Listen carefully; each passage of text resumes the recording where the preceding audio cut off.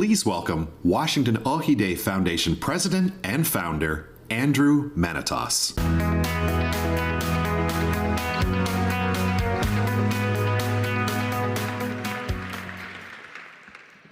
Good evening.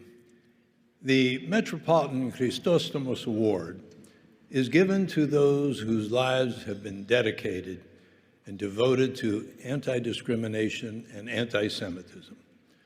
Recipients have included the spiritual head of the second largest Christian church in the world, His All Holiness Ecumenical Patriarch Bartholomew, the former president of Israel, Shimon Peres, whose father, by the way, was hidden from the Nazis for 2 years by Greek monks, Holocaust survivor and Nobel laureate Elie Wiesel, and at Buckingham Palace, a posthumous award was accepted by Prince Philip for his mother, Princess Alice, who risked her life in Nazi-occupied Athens when she hid a Jewish family in her house across the street from Gestapo headquarters.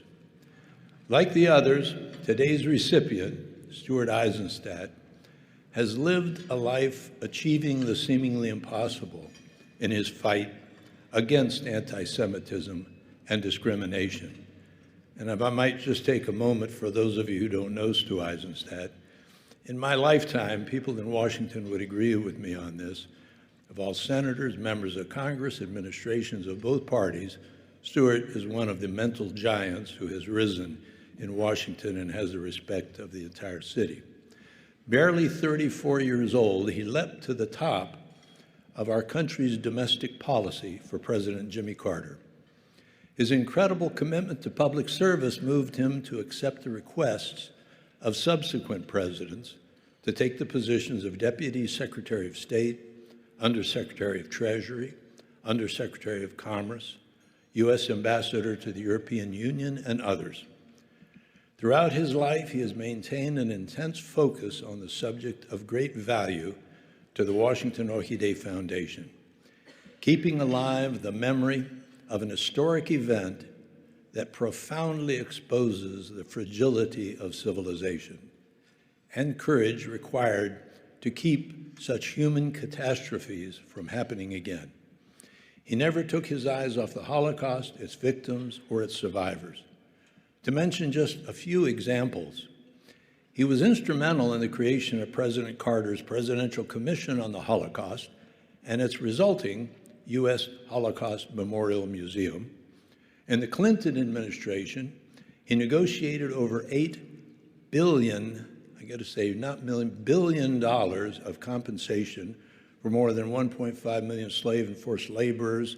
They took it from Nazi-looted art, Swiss and French hidden bank accounts, confiscated properties, unpaid insurance policies. In the Obama administration, he negotiated an $11 million agreement with the Lithuanian government and a $60 million agreement with the French government. And in a non-governmental capacity, he negotiated with the German government for over $9 billion in pension payments. Ladies and gentlemen, please welcome the recipient of the 2022 Metropolitan Chrysostomos Award, Stuart Eizenstat.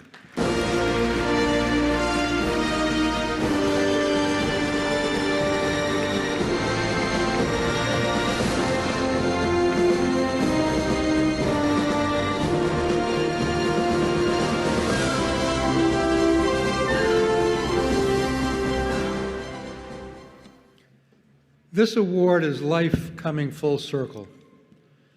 It was my privilege in my first position after Harvard Law School to work as a White House aide to President Lyndon B. Johnson with Mike Manatos, the father of Andy and grandfather of Mike, who was LBJ's liaison to the Senate. I then worked with Andy when he was Assistant Secretary of Commerce in the Carter administration.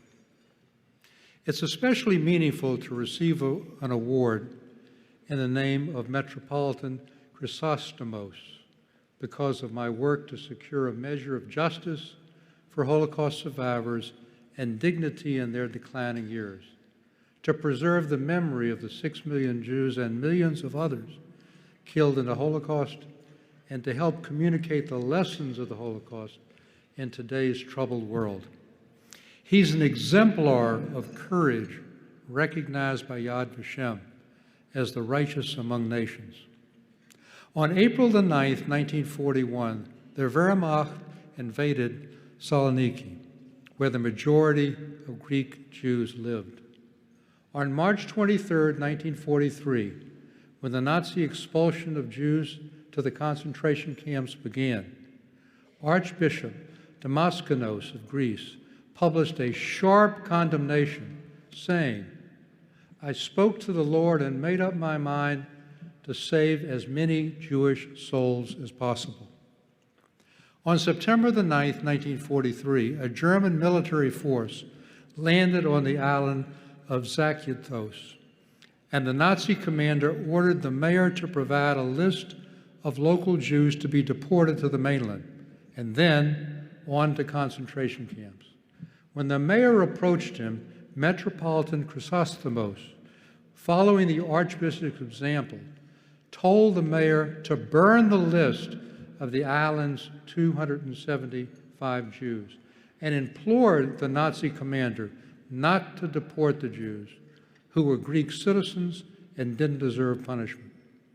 When the commander refused his entreaties, Chrysostomos wrote his own name on a piece of paper, handed it to the commander, and said, "Here's a list of the Jews you requested."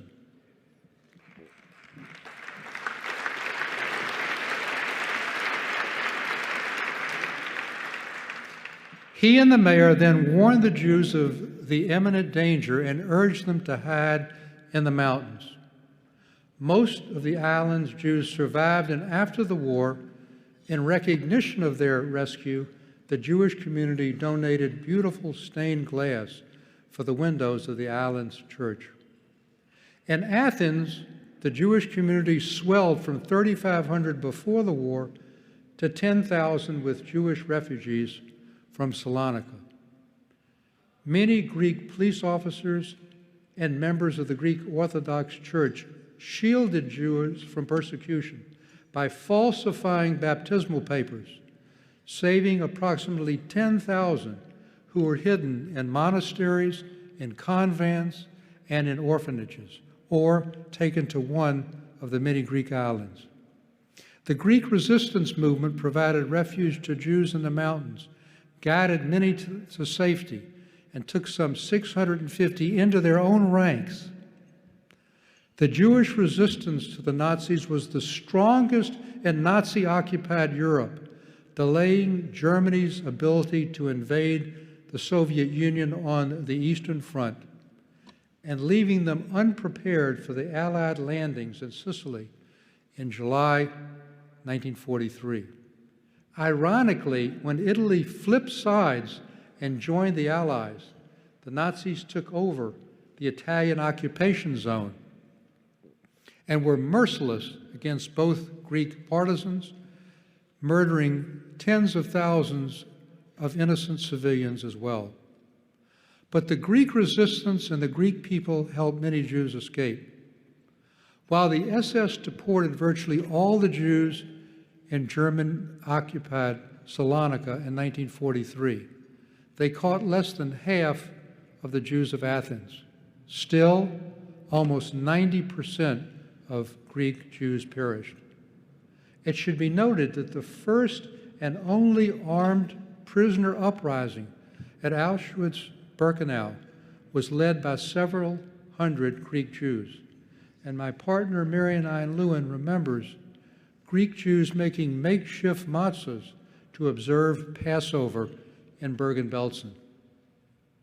Metropolitan Chrysostomos was among 362 Greek citizens recognized by Yad Vashem as righteous among the nations, an impressively high number for a small nation. Today, there are around 90 Holocaust survivors in Salonika and around 6,000 Jews living in Greece. The fact is that no one did enough. The best chance of dealing with genocide is to prevent it in the first place. Hitler's original goal was not the elimination of all the Jews of Europe, but rather to make Germany Judenrein, free of Jews. He moved carefully and methodically to strip Jews of their rights, gauging German and world opinion before taking the next steps. What he saw was a world that considered Jews dispensable or of secondary importance, and whose doors were largely shut. There was no U.S. or Western boycott of the 1936 Olympics, even after the 1935 Nuremberg laws had stripped German Jews of their citizenship. At the 32-nation Avion Conference in 1938, initiated by President Roosevelt to deal with the growing problem of German Jewish refugees, he failed to take the lead to lift restrictive immigration quotas.